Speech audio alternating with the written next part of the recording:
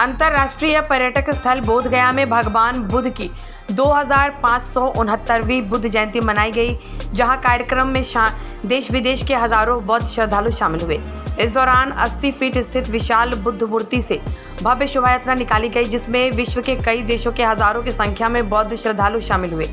यह शोभा यात्रा विभिन्न सड़क मार्ग से होकर विश्व धरोहर महाबोधि मंदिर तक पहुंची, जिसके बाद श्रद्धालुओं ने महाबोधि मंदिर के प्रांगण में पवित्र बोधि वृक्ष के नीचे ध्यान लगाया। इस दौरान कार्यक्रम में शामिल होने के लिए बिहार के राज्यपाल आरिफ मोहम्मद खान पहुंचे, जहां बोधगया टेम्पल मैनेजमेंट कमेटी के लोगों ने उन्हें पुष्पगुच्छ देकर स्वागत किया। इस दौरान उन्होंने महाबोधि मंदिर के गर्भगृह में भगवान बुद्ध के दर्शन भी किए और बोधि वृक्ष की छांव में आयोजित कार्यक्रम में शामिल हुए। कार्यक्रम का शुभारंभ उन्होंने दीप प्रज्वलित कर किया। इस दौरान उन्होंने उपस्थित लोगों को संबोधित करते हुए कहा कि भारत सभी धर्मों का देश है। मैं स्वयं मुस्लिम समाज से जाता हूं, लेकिन मंदिर, चर्च, यहाँ तक कि हर धरोहर के कार्यक्रम में शामिल होता हूं। धर्म कोई मायने नहीं रखता। भगवान बुद्ध ने ज्ञान प्राप्त कर पूरी दुनिया को मध्यम वर्ग का रास्ता बताया था, यानी खुद को उन्होंने इतना शक्तिशाली कर लिया था कि आत्मा परमात्मा में तब्दील हो गई। प्रत्येक व्यक्ति को भगवान बुद्ध के बताए गए मार्ग का अनुसरण करना चाहिए, तभी विश्व में शांति आ सकती है। इस मौके पर जिलाधिकारी doctor Tyagarajan, SM Bodhgaya temple management committee के सचिव महाश्वेता महारथी, सदस्य अरविंद कुमार सिंह, SSP आनंद कुमार सहित कई लोग उपस्थित थे। Become like a river through enlightenment।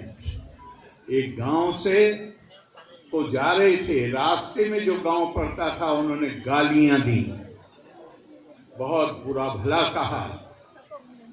भगवान ने कहा, कह चुके जो कहना चाहते थे।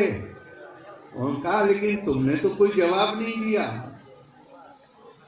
कहा कि जवाब लेना था तो 10 साल पहले आते, अब मैं बिल्कुल भिन्न हूं।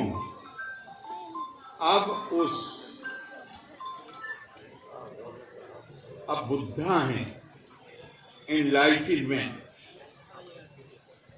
अब मैं नदी की तरह हो गया हूं कि जहां अगर जलती हुई कोई चीज तुम फेंको तो वो पानी को छूने के बाद जलती हुई चीज बुझ जाती।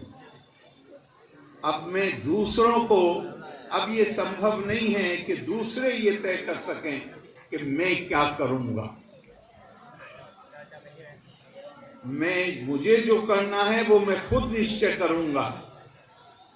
एक दूसरी जगह भगवान ने कहा, खूब गालियां खाने के बाद कहा कि अगर तुम्हारे घर कोई मेहमान आए और उसे तुम कुछ उपहार देना चाहो, तोहफा देना चाहो, और अगर वो लेने से इनकार कर दे तो वो तोहफा किसका है? उस आदमी ने कहा, देने वाले का।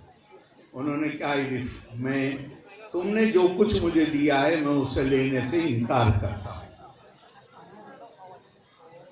Somebody abused him and he asked him, if you receive a guest at your house and you give him some gift and that man refuses to take the gift, to whom that gift belongs?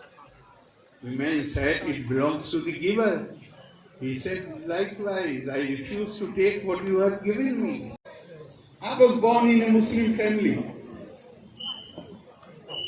I do not compromise my faith when I bow before Lord Buddha, when I go to visit a temple, when I go to visit a church.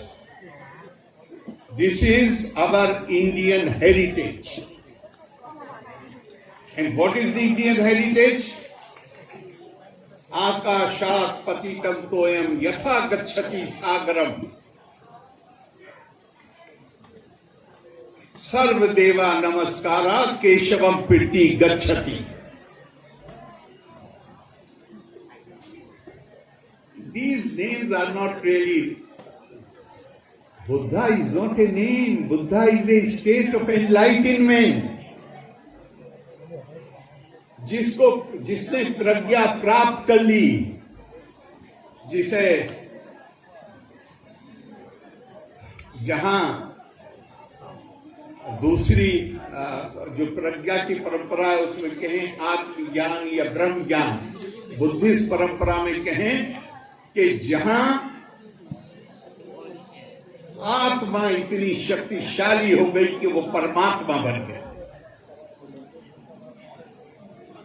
Who can give you that knowledge? No sermon can give you that experience. It all depends on your personal striving.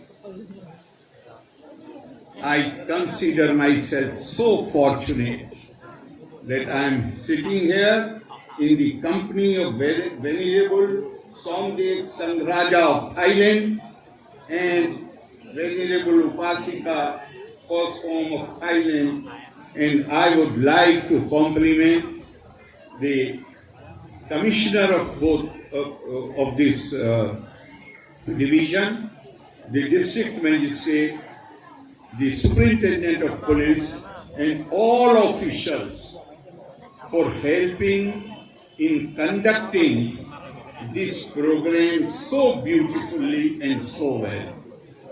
Again, my pranam to all of you, and thank you very much for taking all the pain and difficulties which you must have surmounted while traveling to this place.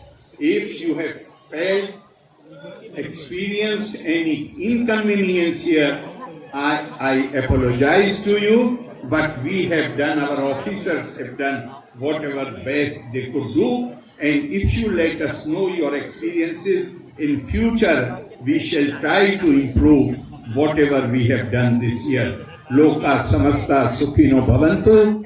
Dhanyavad. Jai Hind.